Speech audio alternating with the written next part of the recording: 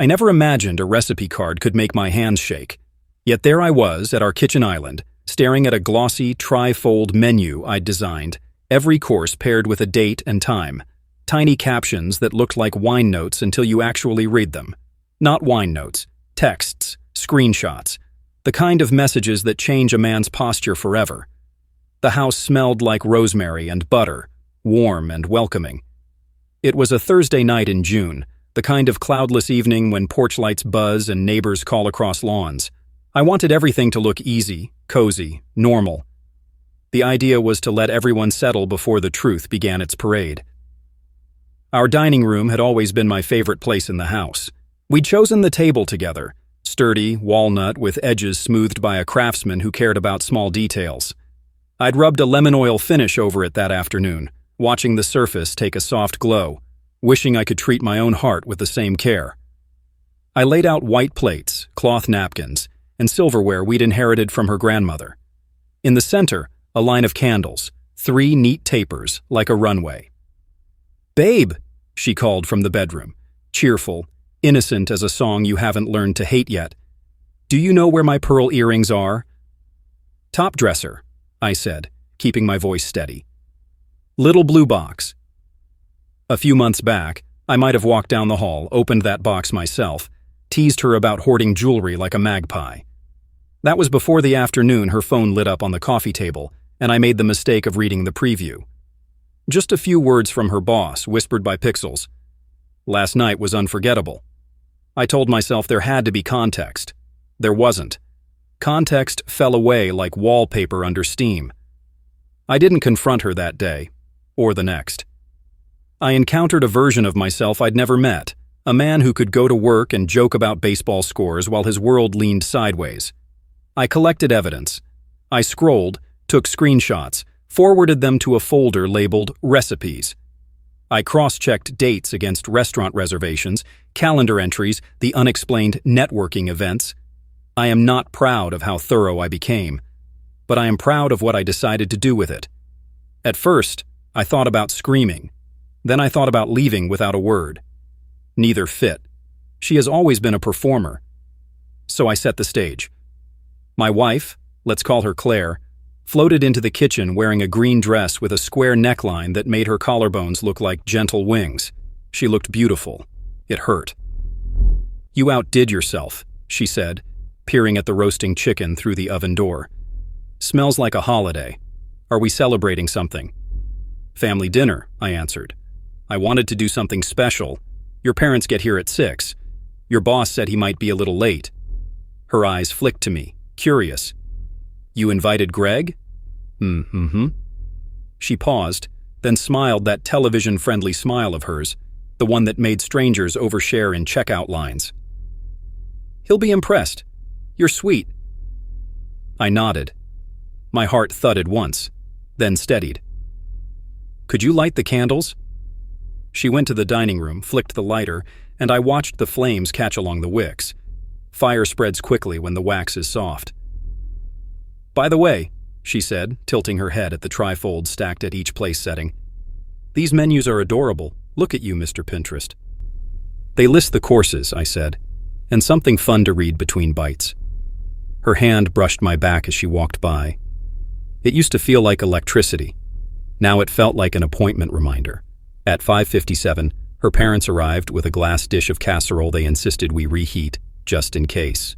Her mother carried herself like a school principal ready to announce a surprise assembly. Her father, retired Army, shook my hand with that firm, evaluating grip he used the first time we met. He loved me for how carefully I listened. He still did, I think. "Smells like heaven," her mother said, putting the casserole on the counter. "Claire, you look gorgeous. You two always make such a nice home." I gave them sparkling water with slices of lemon. Claire guided them to the living room, chatting about a new farmer's market vendor who sold bouquets wrapped in butcher paper. The afternoon light turned our windows into giant paintings of the maple in our yard, leaves trembling in the faint breeze. It could have been any Thursday. It could have been every Thursday we never had. At 6:11, the doorbell rang again.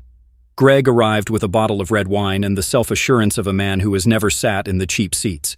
He was taller than me by an inch, Heavier by 10, all of it Jim-earned. He wore a blue blazer that probably had a name. His cologne came into the room before he did. "Sorry to intrude," he said, flashing perfect teeth. "You must be the famous in-house chef, Tom. Thanks for having me." I shook his hand. "Welcome. Come in." His gaze moved over our house the way a developer looks at a lot. Claire squeezed his arm, quick and intimate, the social version of a blink. I noticed.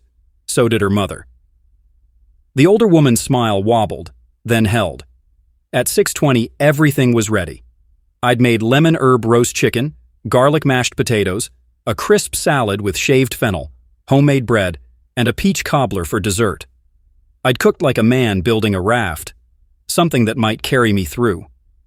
"Shall we?" I asked, gesturing to the table.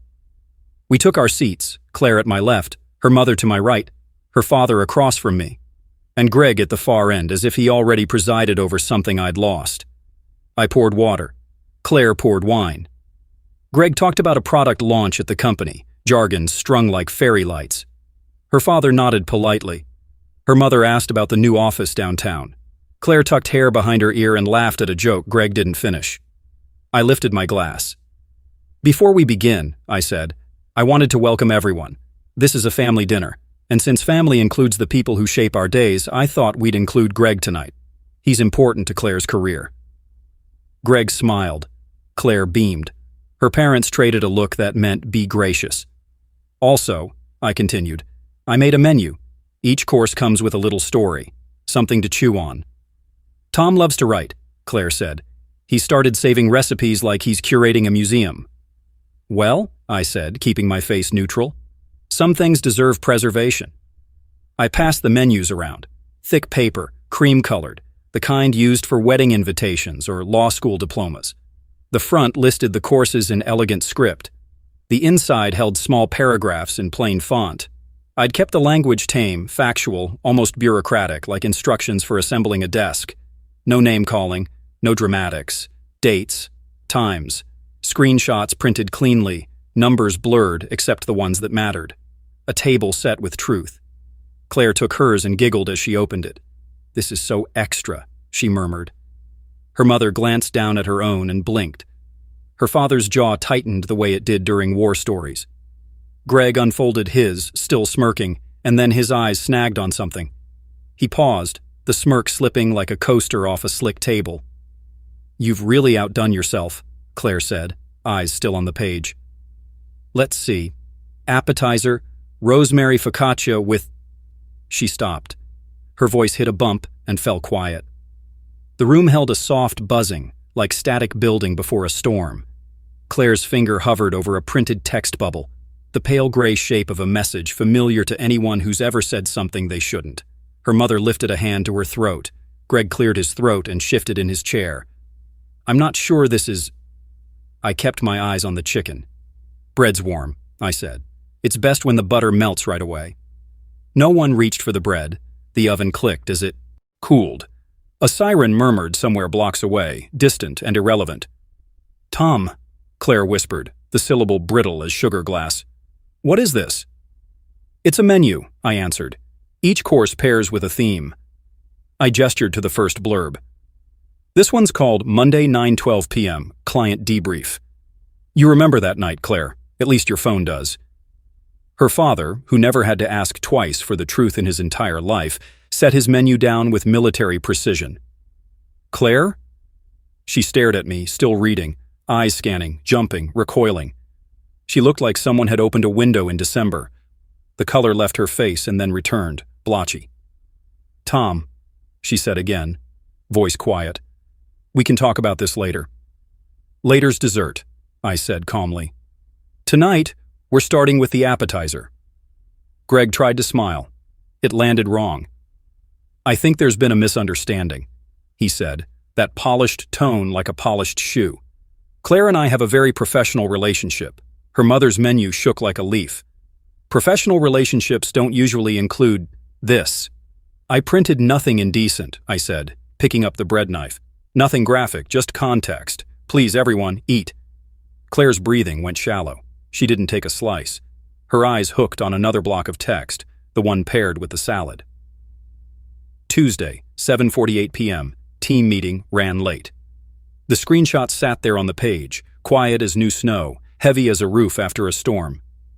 I cut the bread anyway, the crust cracking under the knife. The sound popped the spell. Her father reached for a piece, perhaps out of habit, perhaps because an occupied hand is less likely to make a fist. He placed it on his plate and didn't touch it. "We can step outside," Claire said to me, voice low, urgent, pleading. "For a minute." "We will," I said. "But not yet." I looked at her parents. "You deserve the same information I had to carry. You love Claire. You deserve to know what kind of marriage your daughter had. I crafted this so no one has to shout." Greg leaned back, measuring me. I could see the calculation flicker in his eyes like a man testing the strength of a bridge before driving over it. He put on empathy, quick and practiced.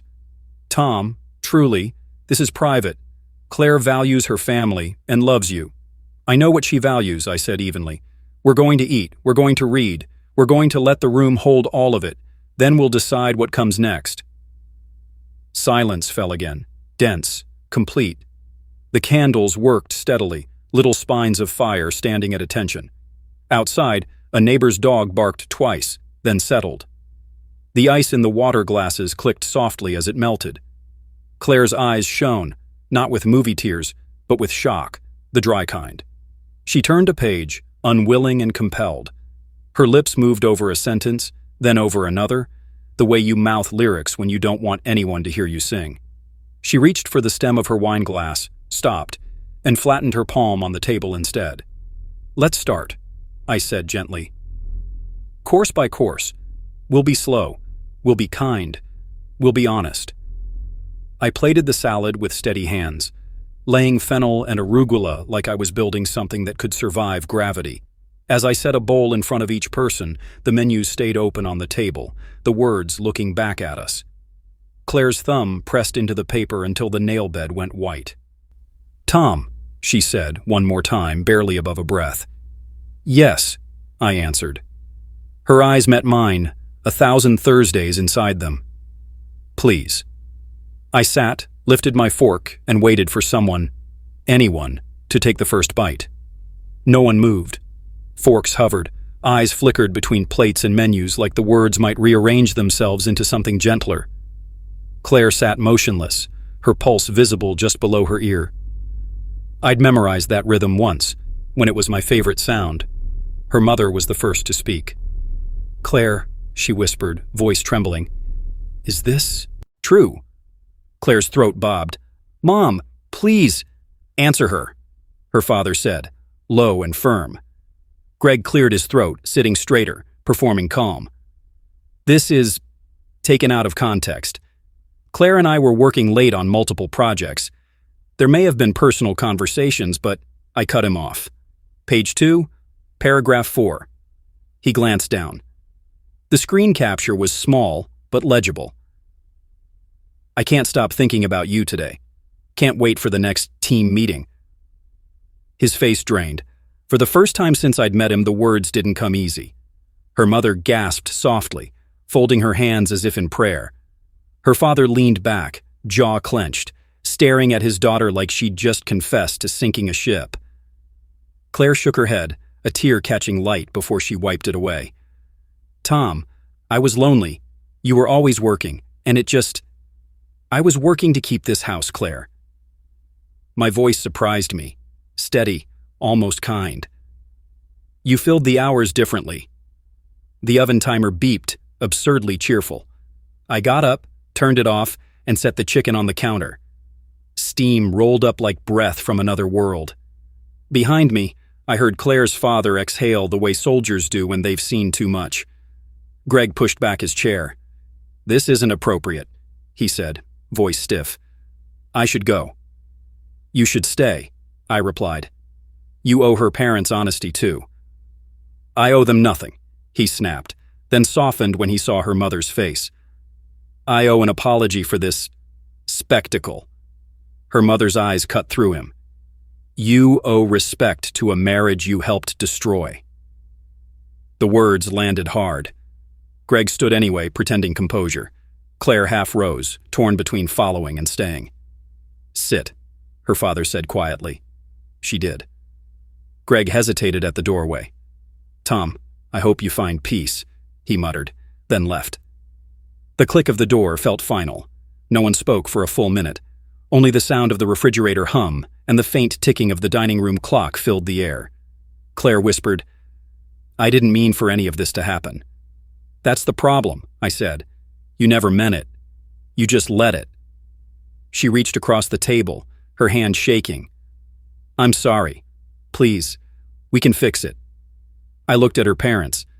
Her mother was crying silently, her father staring at the table like the wood might offer an answer. "Fixing," I said softly, "requires truth first."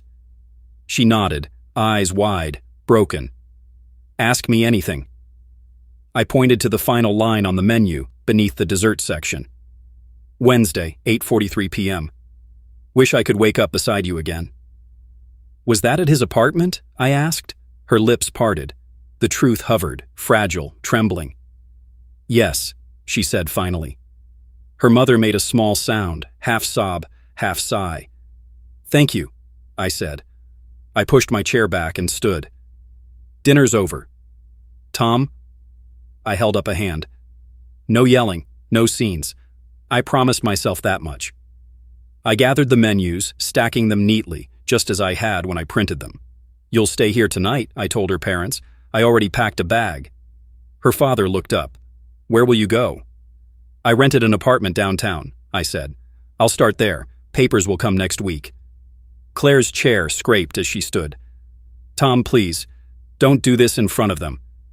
You did worse in front of me." My voice wasn't angry.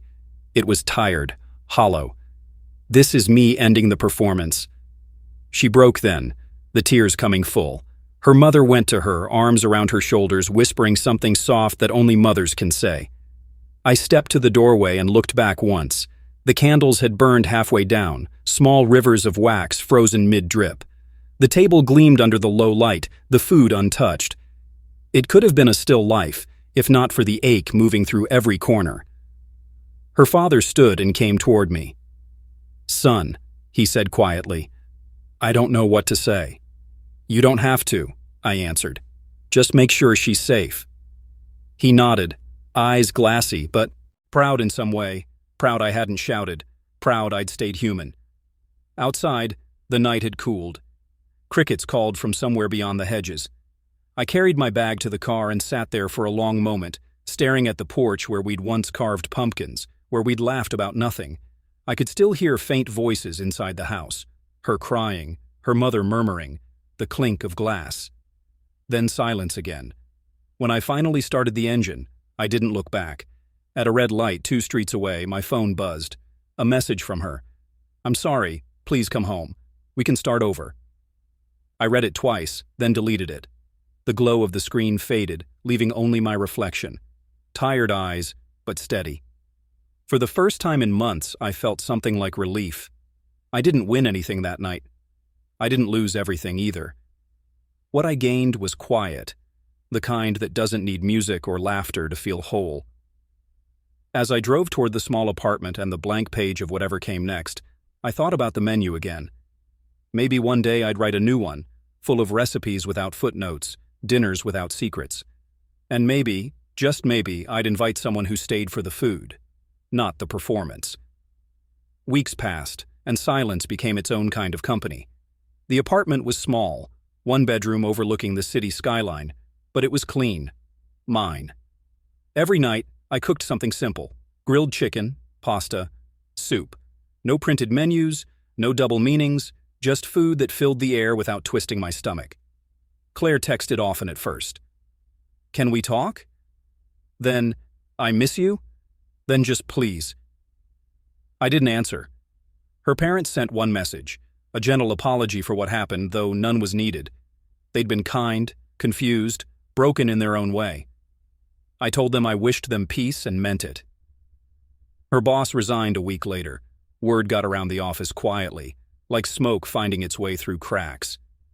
People asked questions I didn't answer. There was nothing left to explain. One Friday evening, I walked past a little family-run diner downtown. Through the window, I saw a couple laughing over pie. Their joy looked simple, not perfect, just honest. That was what I wanted next time, if there ever was a next time.